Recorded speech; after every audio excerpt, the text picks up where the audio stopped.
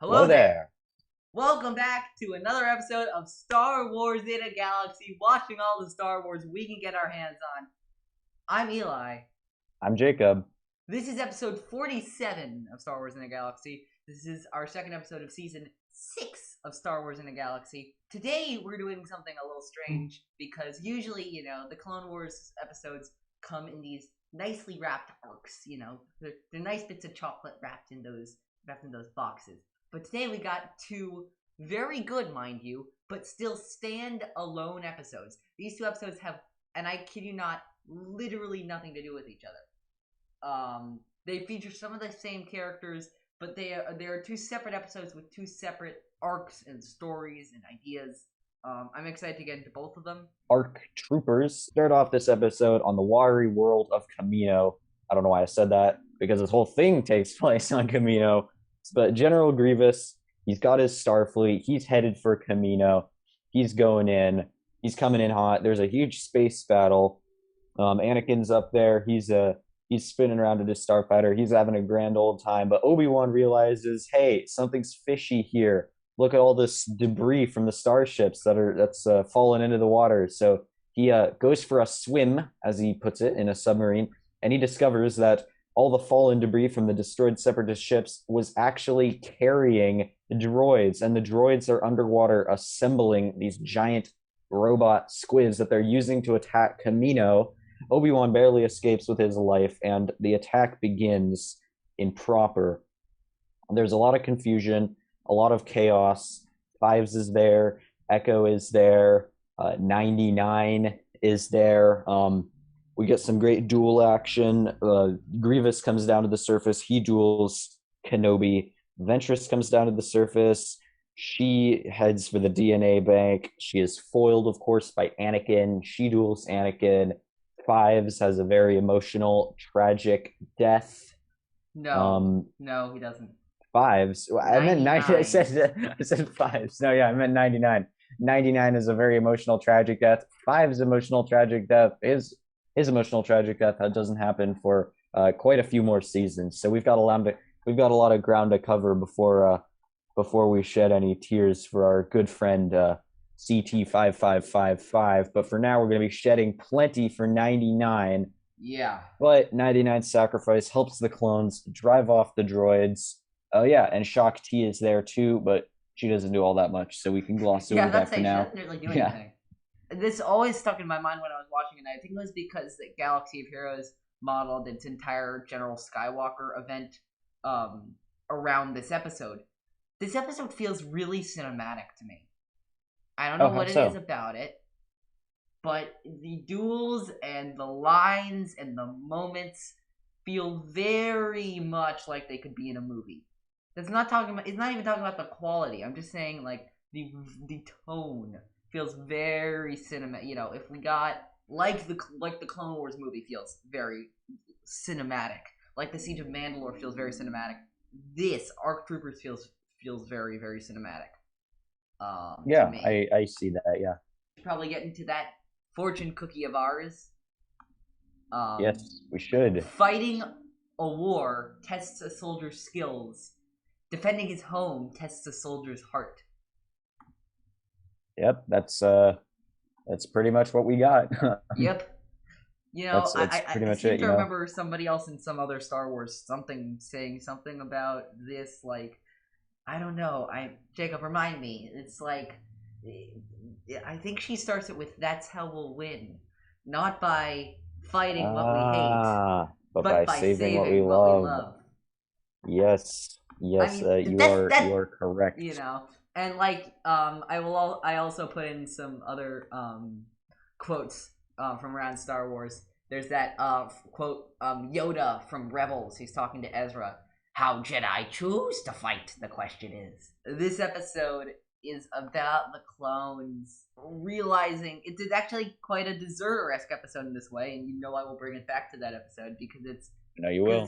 it's about them. It's about them fighting for something. You know, Yeah, um, 100%. what is the only battle cry we ever hear throughout the other like hundred of episodes of the Clone Wars from the clones? For the Republic. For the Republic.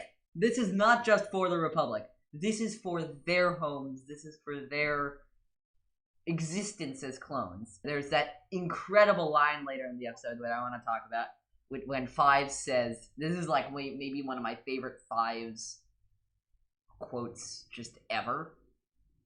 Your training is in your blood, and my blood is boiling for a fight. Yeah, pretty much. I mean, I think Cody even says it straight up at some point. He just says, "This is our home. It's personal for us," and that pretty much that encapsulates. So, like, this is really it's personal for the clones, and I think this is really reflected in 99, for example. You know, he may not be the most skilled. You know, he may not be the buffest guy on the block. Obviously, he has some physical problems, but he still puts his all into the fight, and that in the end, it's people not necessarily fighting because they're the most skilled, but fighting because they have their heart and fighting because their heart's in the right place that pulls out the victory. And I think that's something that kind of connects back to a lot of the battles and a lot of the different stories in Star Wars. They kind of end up being, you know, thinking of the prequels and the original trilogy also, and the sequels as well, they're all about not fighting because you're gonna win, but fighting because you have to win, kind of, I guess. I don't know how to explain it, but yeah. It's not fighting it's with not, heart rather than muscle. Yeah. You know, I was actually gonna just mention this. There's a line where Fives and Echo are explaining the situation to 99, and what does 99 say? This is one of the best lines of the episode. Well, how can I help? Nothing about the fact that he can't fight, nothing about the fact, no. Well, how can I help? I wrote a little bit of a thing here, you know. At the crux of Star Wars, Luke hears, just like you're saying, Luke hears about the rebellion against the Empire and the Death Star and the plans, and all of that complicated stuff, and going, well, how can I help? Anakin looks at Qui-Gon and Padme and Jar Jar and the trade dispute and the pod race and all that stuff, and goes, well, how can I help? Rey finds a mysterious little droid in the desert and hears about the First Order and classifications and portions, all that. How can I help? There's that quote from Phantom Menace. Mom, you always say the biggest problem in this universe is that nobody helps one another. And I think one of the points of Star Wars is to prove that statement wrong as many times as it can. Eli, did you say portions? I might have said that. I think I heard you say portions in there. We're not there yet. I might have said that. Slow your roll, Eli. Slow down. I was trying to ramble on, and I think I might have stuck that in there. Nice. You're lucky that Ochi hasn't come out yet. Yes, I'm lucky he hasn't shown up taking my kneecaps. But yeah. Watch out, though. I've been missing that guy for a couple months. He's coming back in the Vader comic. They've just been on a hiatus. The next one's April 28th. I'll be ranting when that happens. Where do we really start if we want to go through this episode? Because it feels like this is an episode where it feels like it's very straightforward, but also there is a lot going on. There is a lot going on. Well, I want to point out first when 99 asks Fives and Echo where Heavy is. Yeah. Oh, my heart. Mean, that moment. Oh. And you see who I can't remember which of the clones, but one of them has the minigun painted on his armor. Is that Fives in honor of Heavy? It might be. I didn't notice that, actually. And that 99 still has the medallion that Heavy gave him is so touching. Yeah. I was talking with somebody about this the other day. There's an idea of, you know, when we're talking about nostalgia, there is what I call internal nostalgia and external nostalgia. This is internal nostalgia used in Star Wars, which is an interesting thing because it's most often external nostalgia. Internal nostalgia is when something references itself. You know what I mean? You feel for Fives, you feel for Echo, not because of something outside of the Clone Wars, but because of something inside the Clone Wars.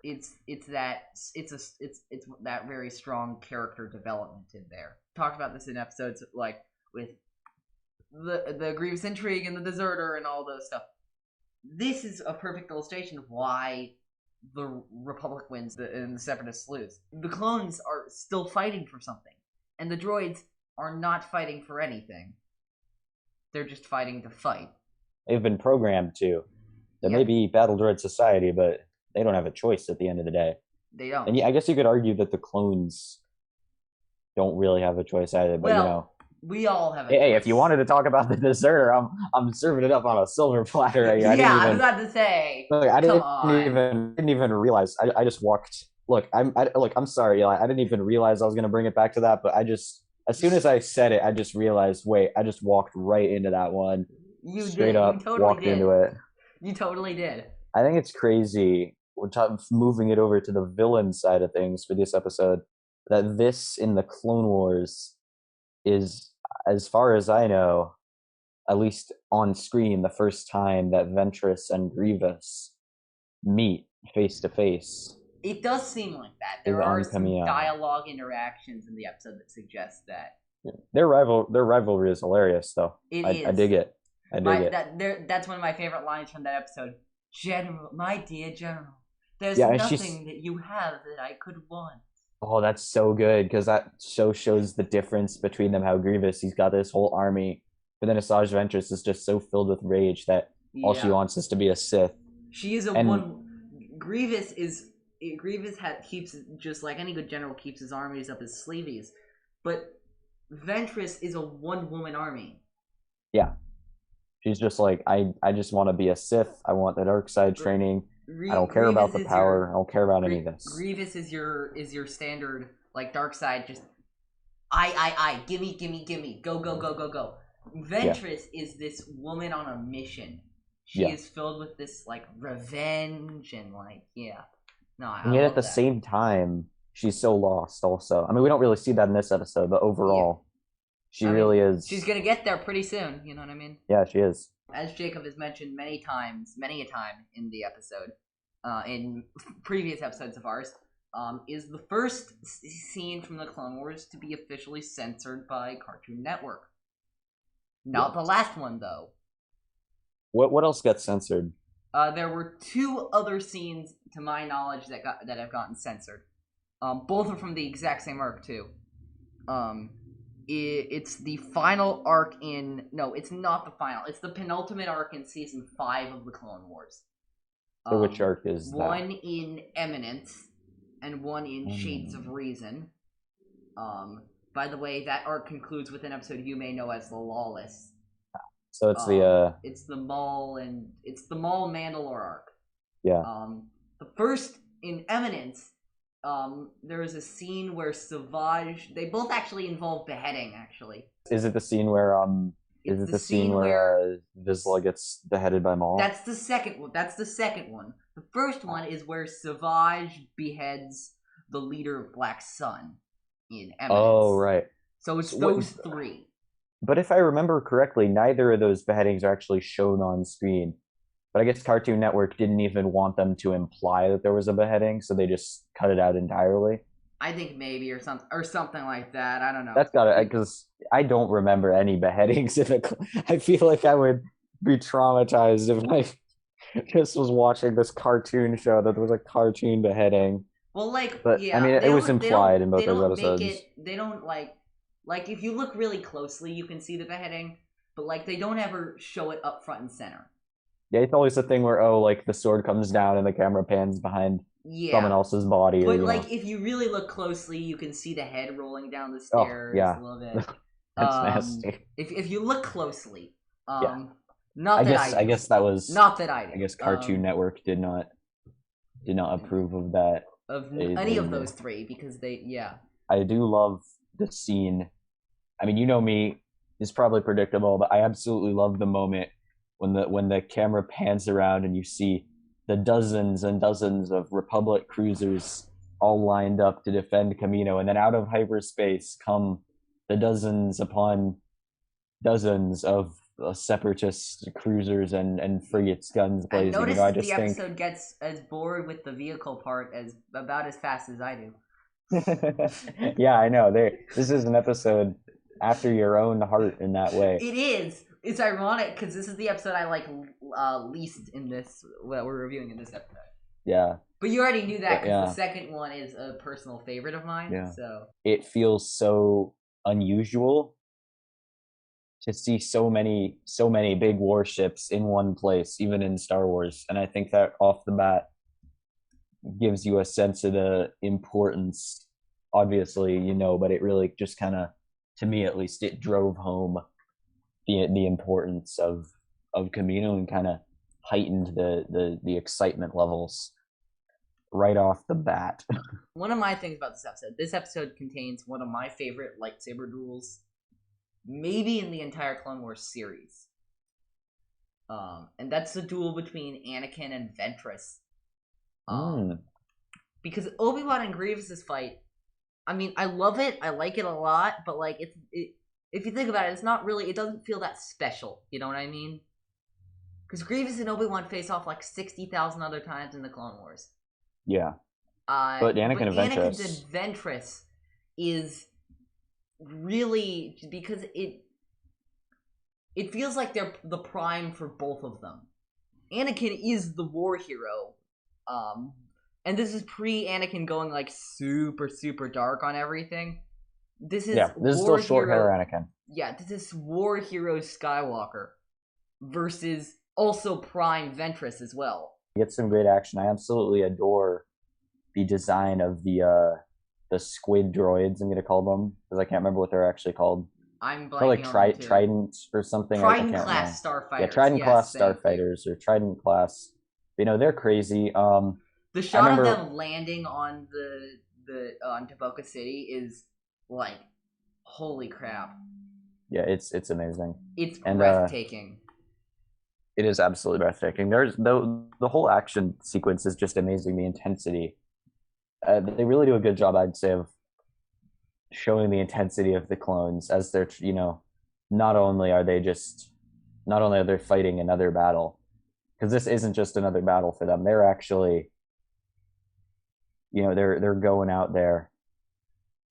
They're trying to save their home, basically. It's their, even though they weren't exactly born, you might say, this is their home. This is their birthplace. This is where they grew up. This is where they trained. This is where they did their computerized learning pods. Oh yeah. And whatnot. So 99 hands some supplies around the battlefield before eventually sacrificing himself so that his fellow clones could take out the droids and stop them from taking Kamino. Which is so sad. It is one of the saddest death scenes in the entire show, really. Yeah, because in a way it feels kind of preventable. I don't know how to explain it, but I mean, this is a hard moment. It feels like to praise in a way that hasn't been investigated before. I think just because, like, hear me out before you get mad. I do think that this episode has maybe been, for how great it is, it has been lionized to quite an incredible degree, I would say, by the Star Wars community, by the Clone Wars fan community especially.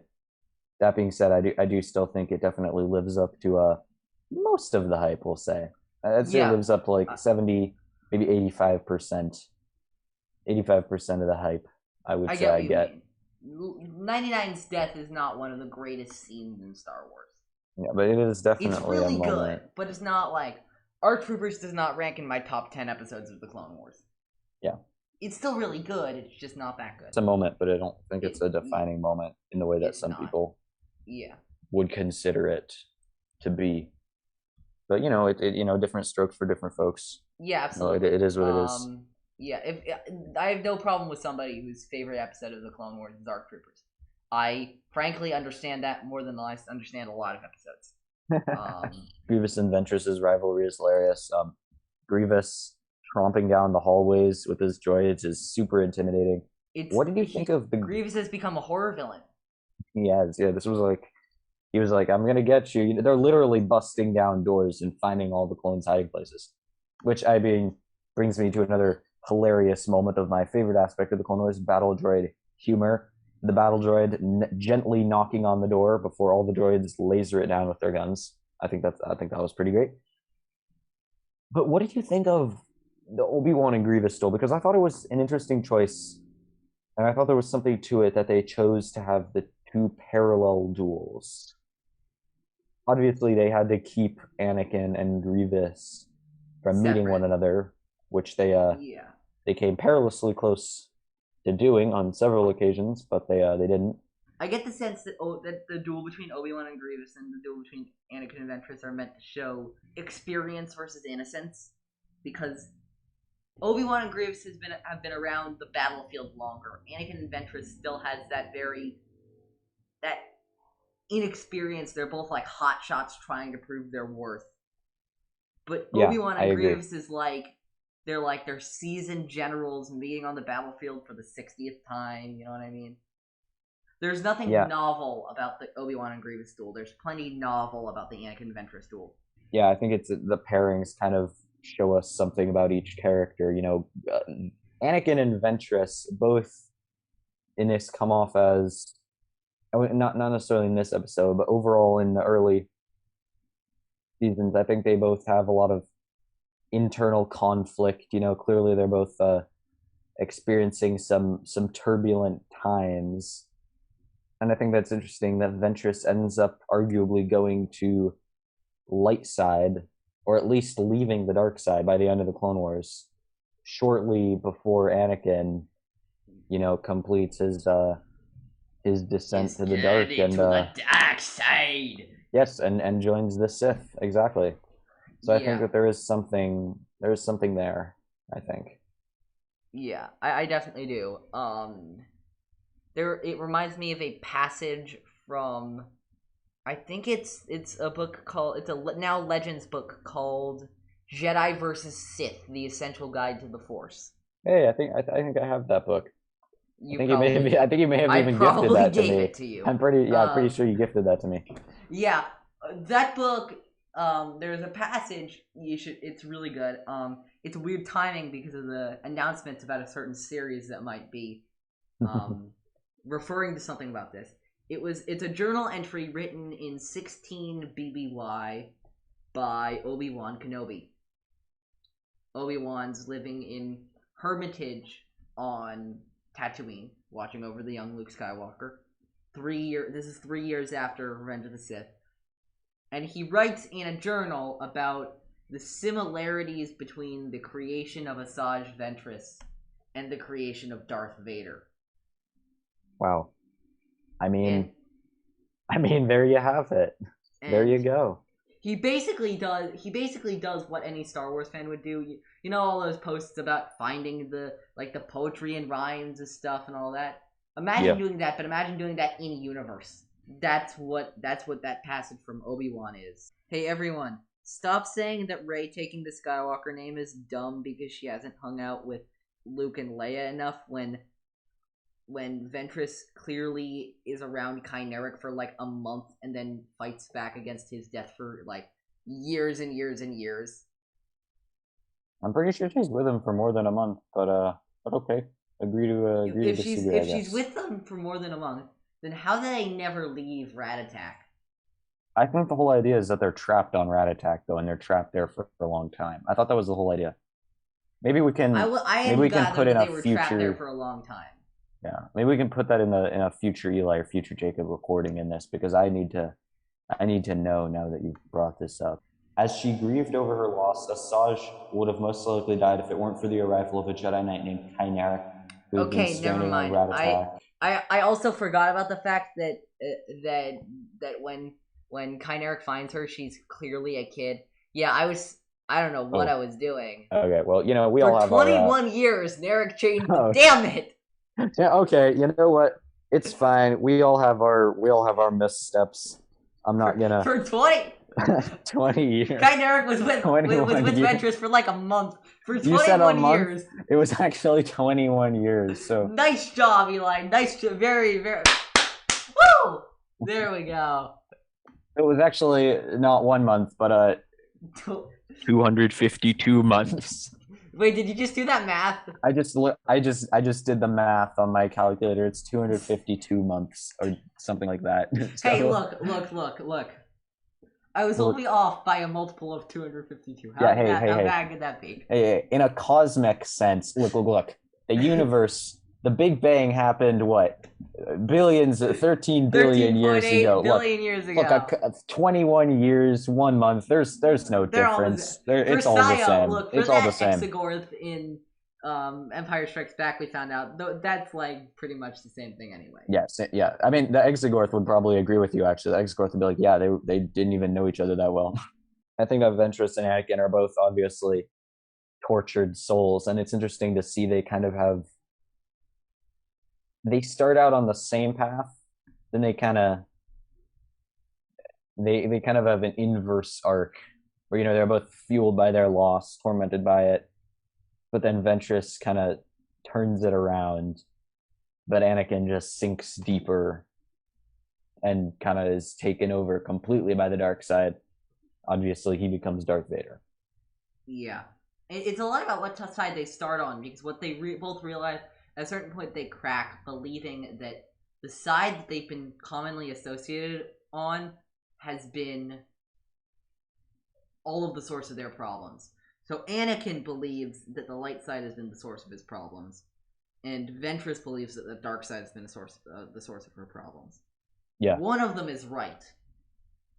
The other one has been manipulated by the dark side this entire time. Anyway. I think it's a great moment at the end when all the clones kind of bust out of the building right as Ventress is standing there. And it's kind of a get off our world moment, like a go away. We're here now, and we're not going to let anything happen to our all our brothers. It's from that. It's like that moment from, because you said "get off my world," which reminded me from Air Force One. Yeah, get off it's like my plane. Yes, no, you're exactly right. A plane, a world. What difference does it make if it's a plane or a planet? It's very much a get off my. It's a very much that triumphant moment. The difference between a plane and a planet is the difference between 1 month and 252. Yes, the difference yes, that is absolutely right. I'm not going to say it wasn't good, but it's definitely no longer as highly ranked for me. I think I maybe remembered it a little more fondly than I experienced it. Really, because I've grown on this episode. I think this episode is very, very good. Yeah, I mean, I still think I still think it's very good. I still quite. It's one of those things in Star Wars that it's hard to watch because of how tragic it is. Yeah, I mean the 99 thing. It's a very I find that sometimes with Revenge of the Sith. I find that sometimes with Last Jedi. Even though I adore both of those movies, one significantly more than the other, but like even though I love both of those movies, you know what's going down. You know exactly how it's going down. You don't want to see Anakin turn. You don't want to see Order 66. You don't want to see Luke fade away. You don't want to see you don't want to see Leia be like that scene is great, but you don't want to see Leia having to be unconscious for half the movie. Yeah, absolutely. Yeah. I did find one fun trivia fact, Go right ahead. which was that the Iwas, which are the flying whales, which Obi-Wan ruse whenever he meets them because it means he's fallen into the ocean, were actually based on unused concept art from The Empire Strikes Back. So a little bit of a Dagobah? Full circle moment. I can only assume that it's Dagobah. I could potentially see it being Hoth, but I think it's Dagobah. I think like Dagobah is just I got one things piece they of created evidence. I have one piece of evidence for you that's not Hoth. What? There's not enough life on this ice cube to fill a star cruiser. You don't think that on Hoth? You don't think it could be like some kind of a weird snow space flyer? Yeah, okay, that's fair. I think. Yeah, because what do we see on Hoth? We see the Tauntauns. We see the Wampas. That's it. Yeah. Okay. Okay. Yeah, that's true. I mean, I adore Hoth, but it could have been. Maybe it was Bespin though. I could see it being Bespin because Bespin, you got the flying creatures. Yeah, other than Ugnaughts. I guess they do have those giant jellyfish whale things that are alluded to a lot, but I guess they're not alluded to in the movie. Or are you thinking like Purgils live? No, not Purgils.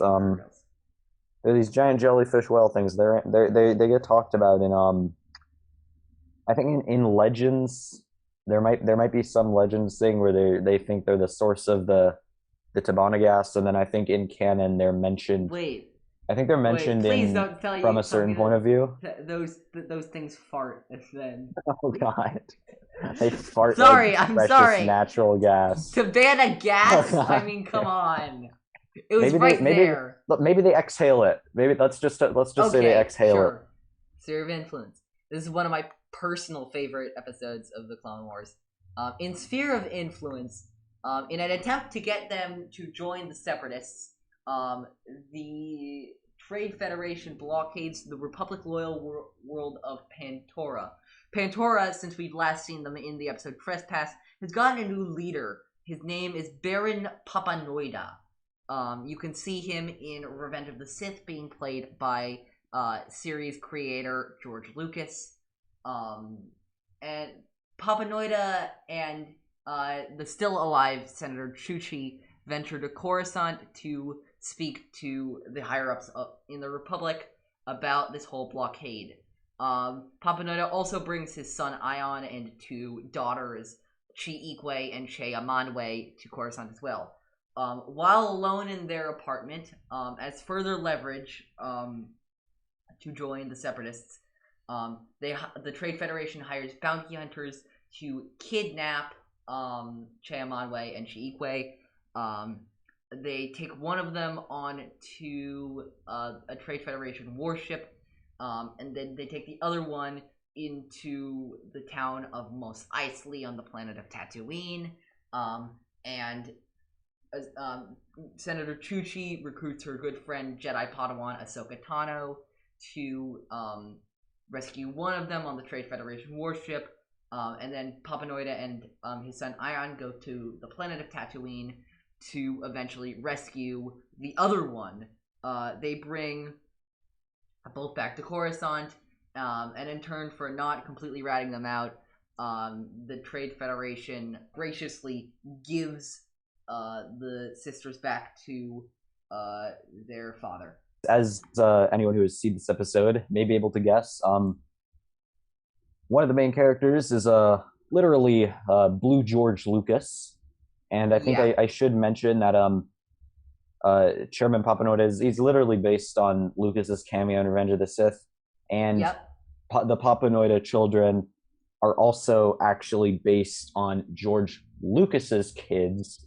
So I think this is very much a family affair for George Lucas. Yeah, I mean Che Amanwe, one of his kids is named Amanda. So yeah, and another one is named Katie, and she is also a writer on the Clone Wars. She was one of the 3 writers on this episode. I mean, there you go. Drew Greenberg and Stephen Melching. Yep, that's not surprising for me. Let's talk about this terrible fortune cookie, though. A child stolen is a hope lost. I'm like, sure. There are so many other good fortune cookies that could have gone from this episode, and they chose this one. Yeah, I think the one thing I can say to is, yes, I agree. You shouldn't kidnap children. Kidnapping children is not good. Don't take children. But like, I feel like they could have come up with something better. But I think what's interesting is that they say that even though they say that for the fortune cookie, despite the fact that this whole episode is kind of about Blue George Lucas, or should I, as he insists on us calling him Chairman Papanoida, Chairman Papanoida constantly maintains hope. He never really shows. Obviously, he's probably feeling some things about two of his children being kidnapped by this giant evil mega corporation. Actually, here's one. Here, I got a better one. I have a better fortune cookie for this episode. Hope is like the sun. If you only believe in it when you see it, you'll never make it through the night. That is from Last Jedi. I think that really, it's not about like children being the source of hope, but rather how well Papanoida maintains hope even when it seems like it's going to be very difficult to get his daughters back. But I think that doesn't necessarily mean that he's not afraid. But I think that just shows, I guess, the power of a parent's love, that they never even stop to think this is dangerous. We need help. He's just like, no, I'm gonna do whatever it takes to get my kids back. And in a way, I think that's even more just heartwarming. The way, I don't know, to me, just his uncompromising dedication, you know. Yeah. Let's just get into this episode. I think. One of my favorite things, I was saying to Jacob before we were recording, I was saying this. One of my favorite things about this episode is that it goes there. You know what I mean? Yeah. They could have gone anywhere, and they do this. In my plot summary, I didn't mention a lot of the specifics, like, for example, that the bounty hunter who kidnapped Chiikwe and Chiamanme, one of them was Greedo. I also didn't mention the fact that the place, I mentioned that they took them to Mos Eisley, but I didn't mention that the final shootout was literally in the cantina. Yeah, that was pretty. Like, in the cantina. I also didn't mention that Chairman Papanoida and Ion go to Jabba's palace. Yeah, I kind of love how. Yeah, it's great. It's great. It is. So I was talking about internal nostalgia a little bit earlier. This is the opposite. This is external nostalgia. External nostalgia often gets called by a much more derogatory name that we've heard so many times that I think gets a bad rap. External nostalgia is often called fan service. Yeah, kind of, kind of making the callbacks, making the hey, making the look references. At this place, look at us. I call this episode in my notes a reference carnival. Which is this was absolutely just so many references here. But I actually don't understand why, like, many degrade that as a bad thing. I think it works in this episode's favor. But you like it here. I do, because they use old, because, like, we see Obi-Wan cut Ponda Baba's arm off in the cantina in New Hope. Yeah, but we do. When have we seen a full-blown bar fight in the cantina? Yeah, like, that's a pretty. Yeah, that was pretty crazy the way it was just. And I credit where credit's. I don't know how much George Lucas had to do if this was still at the point when he was in the writers' room, kind of working on the Clone Wars, hashing out the details.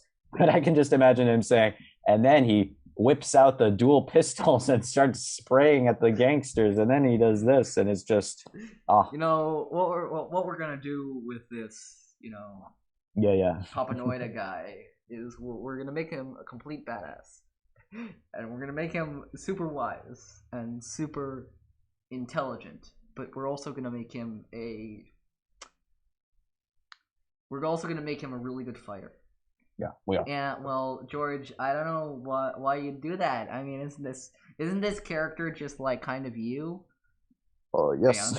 And Dave, I hesitate to see a problem with that comparison. yeah. I agree. It's funny, very funny.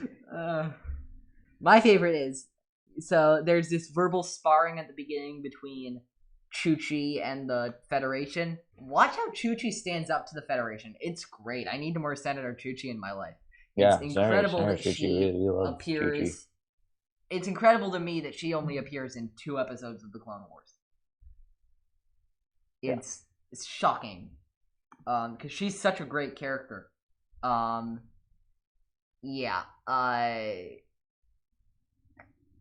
It's great. The Trade Federation doesn't frighten me.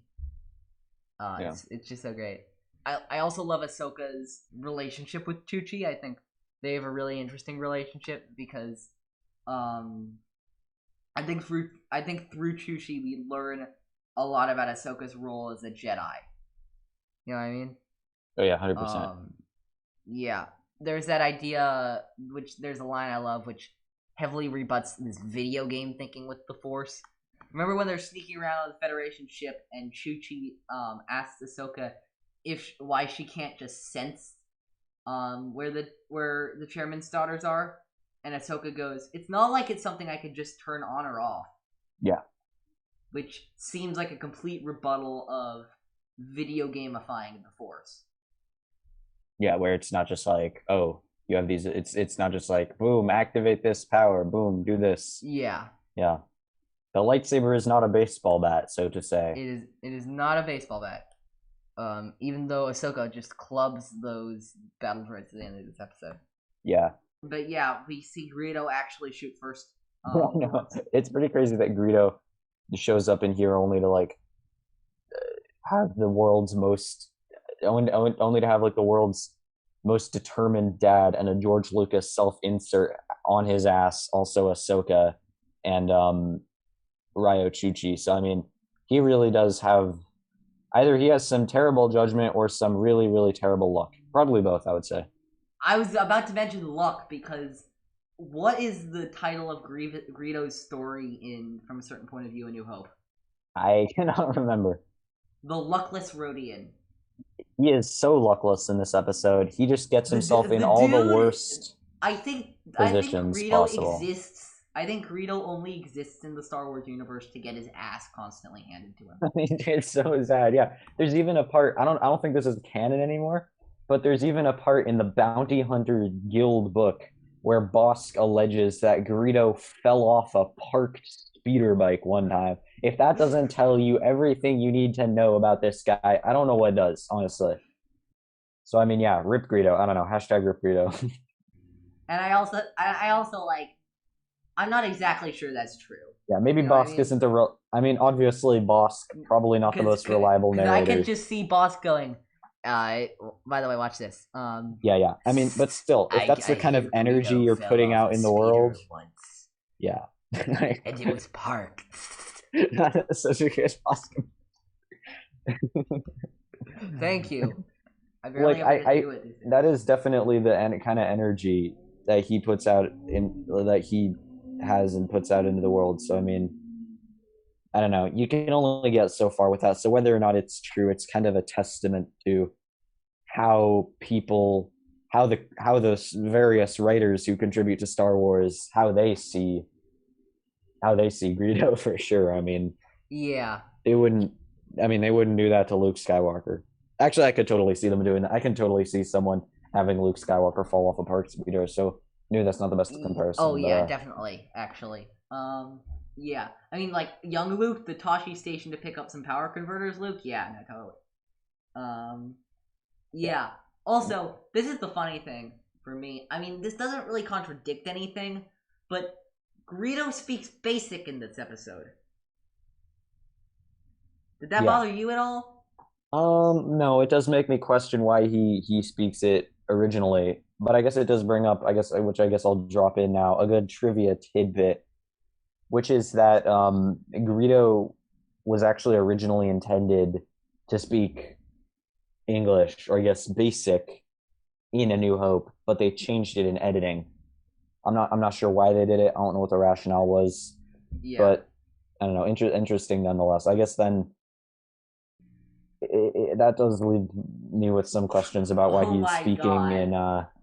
He's not speaking Rhodian. He's speaking Huttese, right? Huttese. Yeah. Why is he speaking Huttese if he could be speaking? Why is he speaking Huttese? Yeah. I will say this, Jacob. There's only one word I can use to describe Greedo's performance in this episode. Greedo really McClunkied his way across this episode. Yes, it was literally quite clunky, and yes, it was a McClunky moment all through and through. Absolutely. Just imagine. I was just like, oh, Greedo. Just imagine buddy. a scene, just a deleted scene. It's between it's when they're walking Greedo to the cantina where he says his daughter is. They're just walking him. And Greedo says, "I'll give you your daughter, but I must warn you. This might get a little McClunky up in here." Yeah. I think it is pretty cool in this episode how we see the ambassador, Mr. Mr. Papanoida, forgot his name there for a sec, and his son, Baron Papanoida, kind of just a badass. Baron Papanoida and his son just kind of badass their way to victory. No Force, no Jedi, just them kind of using their wits and their Yeah. George Papanoida Lucas seems powers. like a Jedi. Yeah, he I know he has that confidence about him, which I think is cool because I think often in Star Wars it kind of gets a little bit to the point of, oh, like, you're not a Jedi, you can't really do this, oh no. But I mean, clearly, I guess clearly that's not the case. So yeah. Here's something interesting I was thinking about this episode. This is a great moment for Ahsoka with learning things, with her mind trick thing, because Ahsoka succeeds on the mind trick perfectly. She's just forgotten the, there's something with the Jedi mind trick which is like an element of be careful what you wish for. You know what I mean? Yeah. The idea being, Ahsoka mind tricks the guard on the ship to say, you will let us pass. And then she goes by, but Chuchi's stopped. But then she has to clarify to the guard, you will let us both pass. Yeah. Which is really cool. I really like that little moment. When Ahsoka and Chuchi rescue whichever one it is, and then Ahsoka destroys the battle droids around Sib Kane, who's one of the Nemoidian people. He goes, I want my litigator. Which is such a funny moment. Yeah.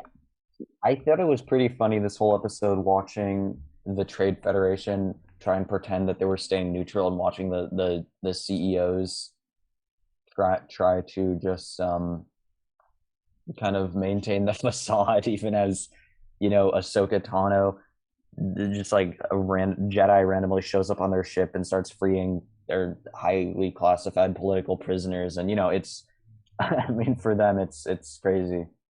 So I found that pretty funny, but it does kind of deepen the debate of how much is the Trade Federation actually different, or how much are they actually in league with the Separatists? Because we hear people say, like, I think at some point there's a Senate hearing, I think in the Ryloth arc with I'm a Gundai, or I guess that episode with Jar Jar and Bail Organa and I'm a Gundai, where he said, where one of the I think it might be Lot Dodd says, supply lines. Yeah, so we're supply lines, where Lot Dodd, in a way that I think is clearly meant to be like an unreliable narrator moment, where Lot Dodd says, we are not the Trade Federation, nuke gunners and extremists. But then at the same time, we have episodes of the Clone Wars where they literally create entirely new ship designs so that they don't have to use Trade Federation ships to show how the Trade Federation is different. And then by the time Revenge of the Sith comes along,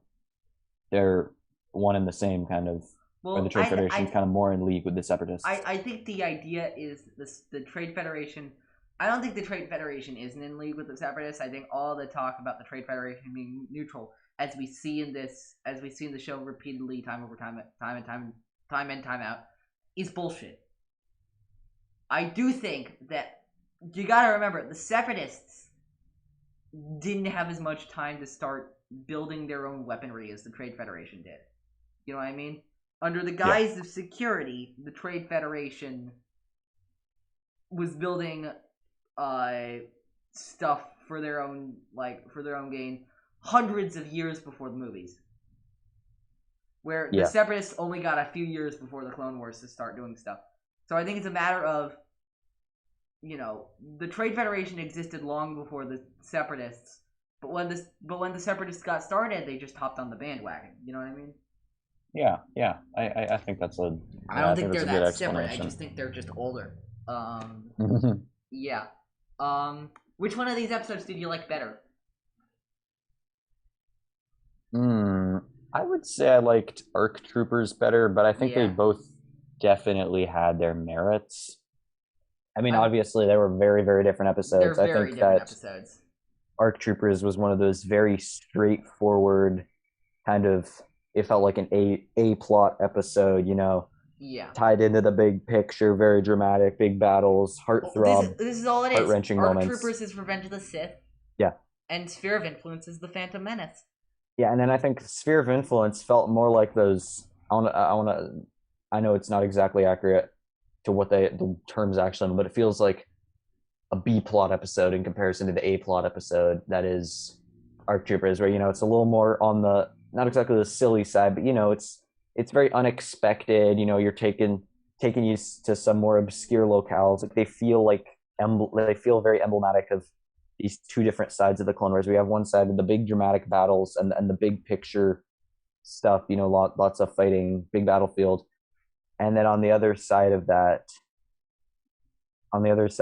you have these kind of wacky, uncharacteristic type episodes. Yeah, I definitely agree. Let's get to everyone's favorite part of the show. What you've brought me today is worth 1/4 portion. Okay, let's do this. Today's Star Wars opinions. Jacob and I have two opinionated Star Wars questions.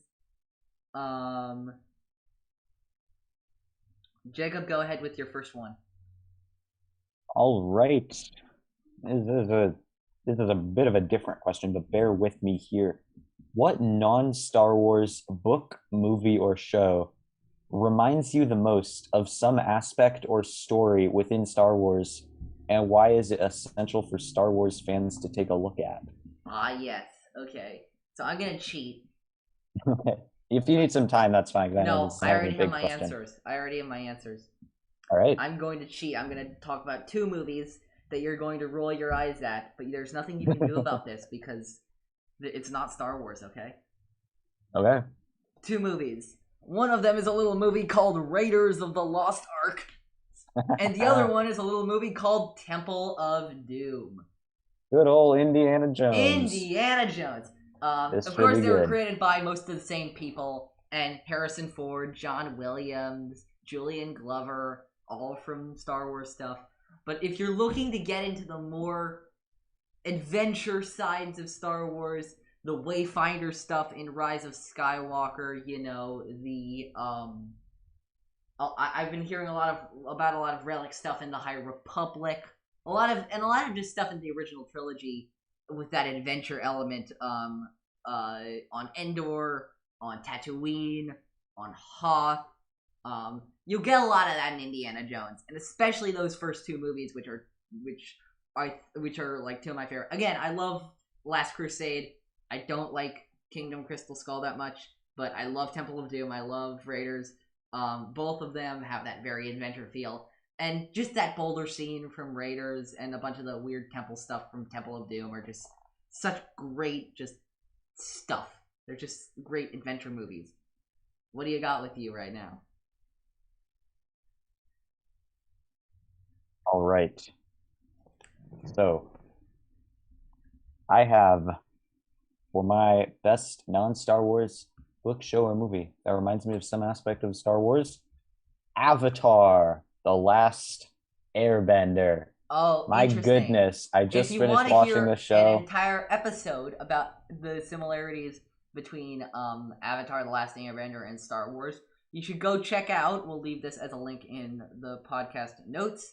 An episode former guest Devore and former guest Pris did on A Larger View of the Force, comparing Avatar: The Last Airbender and Star Wars. Man, I really should have. Man, I really wish I could have gotten in on that. That sounds like such fun. I just finished it. It is such a good show. Really check it out if you have not. I highly recommend it to anyone. But I was thinking, and the more I thought about it, the more it made sense to me, especially since I love both of these shows. Star Wars Rebels is the Avatar of Star Wars. I think they both are obviously Avatar a little more centrally than Rebels, but they are both very mystical. They are both very spiritual. They both emphasize destiny and found family, and they both revolve around a small central cast of characters who are going on various adventures. And you might even say that the ghost the ship that the Rebels crew uses, is very similar to Appa, who of course is the giant 10-ton flying bison from Avatar. So yeah, I really recommend it. It really kind of scratched that Rebels itch for me, and it was still a fantastic show in its own right. Really digging into the themes that I mentioned before, and it reminded me a bit of Star Wars as a whole as well. It's a really great show. Okay. What's your first question? My first question. You got your Star Wars that you love. You got your Star Wars that you hate. What's a Star Wars that you feel meh about? It's good, but it's not anything special to you. This is an interesting one. Do you want to go, or I guess I should go first since you're asking me. Yeah. There are quite a few things that I feel about, but I'm gonna make this a twofer. I'm going to say the anthology movies, Solo, very interesting, and Rogue One. Oh no, I should have said Mandalorian. Well, it's too late now. But yes, also the Mandalorian. I also feel the same way about the Mandalorian. Oh my god. What? I was literally about to say, for mine were two, Rogue One and Season 1 of The Mandalorian. Oh my god, okay, well, we'll split this up then. I'll take Solo and Rogue One, you take Rogue One, Mandalorian. I think that the anthology movies so far, Solo and Rogue One, I think they are both, I could talk for hours, as I think we have before, not on the podcast, about how I feel like Solo and Rogue One feel like the yin and yang to each other. They feel like two sides of the same coin in terms of what each one kind of did well and where each one fell short. But for me, I think they're both movies that different people, for various different reasons, really, really love. And to be honest, there's nothing wrong about that. Yeah, and there's nothing wrong. I if you love both of them, more power to you. I quite enjoy both those movies. However, I don't think I quite enjoy Solo. Yeah. I can't say the same for Rogue One for myself, but that's fine. Yeah, in my opinion, I think Rogue One, great movie. Solo, good movie. No, Rogue One, not great movie. Rogue One, good movie. Solo, pretty good movie. But both of them, I think, don't live up, in my experience, to the hype that people place on them for different reasons. But again, that's pretty much all there is to Rogue One didn't feel like it worked for me just because, I don't know, the story beats and the character development fell flat for me. I really love the tone of Rogue One. The tone of Rogue One is perfect, which is why it's not bad. It's just meh for me. Mandalorian. Let me clarify Mandalorian. Mandalorian for me, again, Season 2, I'm going to tell this. Season 2 of The Mandalorian is masterful. Most everything that comes out of Season 2 of The Mandalorian is really, really good. The show really hit its stride in Season 2. I'm very excited for Season 3. The Mandalorian Season 2 was incredible. The Mandalorian Season 1 was good. There was nothing inherently wrong about The Mandalorian Season 1. It felt predictable to me. It felt like stories that I'd seen before. It didn't feel like The Mandalorian Season 1 was offering a lot new to the table. Yeah, I would say the word I would use to describe Mandalorian Season 1 is you agree formulaic. With me in Season 2, right? Yeah, I think I like Season 2 a bit better. I don't particularly love either of them. But okay, I love agree with you. 2. I love Season 1 feels a bit formulaic. Yeah, Season 1 of The Mandalorian, to me at least, feels a little bit like, I knew it was gonna, like, of course there were a bunch of different surprises, like, for example, I had no idea we were going back to Tatooine. Even though that episode wasn't the best in terms of just general story, the beat of going to Tatooine was interesting. The beat of breaking into the prison ship in The Prisoner, it was interesting. When Moff Gideon held the Darksaber out in like that epilogue portion of Season 1, I'm like, that's it. That's the originality I needed. You know what I mean? That's opening the world up. That's getting us to some new ideas and new stories. And from there, in the Marshal, in the Jedi, in the tragedy, in Season 2, we get a lot of more new ideas and new story beats other than the traditional Western beat. Again, I have nothing wrong. There was nothing inherently wrong about season 1 of The Mandalorian. There was nothing bad. That's not, sorry, I kept saying wrong. There's nothing bad. It just felt a little bit too familiar to me. That's all it is. Jacob, let's get I your understand that. second opinion question. All right. My second question, let me just pull that up real quick. The cast, the central character cast, the characters of which Star Wars TV show or film do you think would be the best for a comedy sitcom? Interesting. I feel that you know the Dave gif, Dave at the premiere of The Mandalorian. Yeah. Interesting.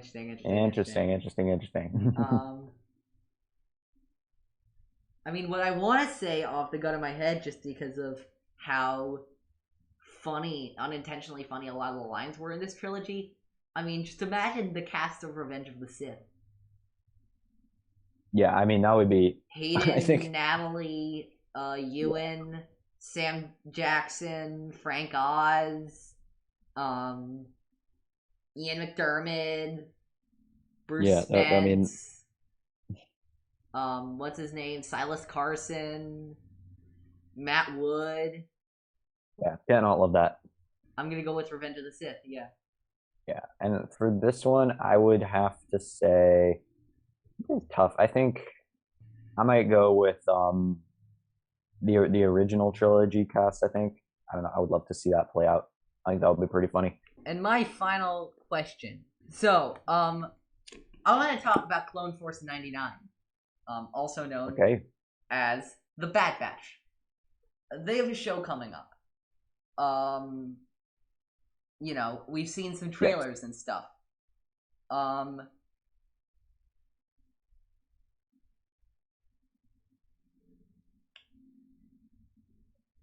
As with any Star Wars mediums, there are going to be twists and turns in the Bad Batch. What is a twist that you want to see in the Bad Batch? The twist I want to see in the Bad Batch. That's a tough question.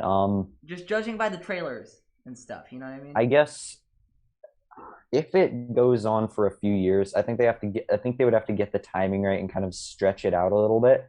But I would love to see the characters reacting in universe to encountering an Imperial class Star Destroyer for the first time. Because I think that during the Bad Batch, I hope that we will definitely get some of this transition between Imperial tech and between going from Republic technology to Imperial technology is what I mean to say. You know, we have this whole period where obviously we've already seen in the comics this period where we have the Republic ships just painted gray and black, but I really want to see kind of that transition. I want to see the first TIE fighters, you know, the first Imperial class Star Destroyers. So I think they could do a really cool dramatic, because we already know kind of that the design of the Imperial class Star Destroyer is meant to be very intimidating and meant to be dominant. So I think we could definitely get a great reveal there with some of the characters just getting their jaws dropped. So like a Final Order-esque reveal from like Rise of Skywalker in that they didn't know, like the Bad Batch didn't know how developed the Imperial fleet already was, something like that. Yeah, I mean, it would have to be maybe in like Bad Batch season 3, season 4, season 5, if there is one down the line, like the first Star Destroyer or whatnot. But I definitely think something like that could be and then like imagine could be a lot of fun. You know, it's Kevin Kiner doing the story again. But imagine, because Kevin Kiner would totally do this. If they just saw the Star Destroyer and in the background you heard bomb, bomb, bum, bum, bum. That would be incredible. That would be a good reveal. Mine is related to Omega. You know, the kid we saw in the trailer? So, you know, Omega is clearly shaping up, it looks from the trailers at least, to be the Grogu of this series. You know, it seems like the Bad Batch will take Omega under their wing, much like Din does to Grogu in The Mandalorian. But what if they don't? What if she's with them for a mission, and then what if either they drop her off and or somewhere safe or something like that, and we just never see them again. Never see Omega again. Or what if Omega betrays them to the Empire or something like that? Yeah, I mean, I think this is rooted from a personal desire, not to just see a repeat of The Mandalorian. But I think it would be really interesting from a story perspective to, we have that hook with The Mandalorian where we didn't know it was going to be about the kid, but then it develops to be about the kid. What if we do an opposite hook in The Bad Batch where it looks like it's going to be about the kid, but it's not? Yeah, I think that would be fascinating.